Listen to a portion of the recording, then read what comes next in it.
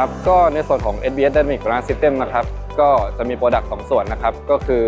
เป็น Balance System กับตัวส่วนของ Process Monitoring ตัว Balance System ครับวันนี้เราก็เอามาโชว์ในส่วนของเครื่องชิกย่าแล้วก็เครื่องโอกาโมโตเองซึ่งทั้ง2เครื่องเนี่ยครับก็เป็นเครื่องเจียแต่ต่างกันที่เป็นเจีย OD แล้วก็เจีย Surface Guiding นะครับซึ่งอุปกรณ์ของเราครับสามารถติดได้กับเครื่องเจียทุกประเภทแล้วก็อีกส่วนหนึ่งก็คือเป็น Process Monitoring นะครับเรียกว่า Sensor สามารถจับการทำงานเทียบกันนะครับระหว่างตอนทำงานในช่วงเวลาที่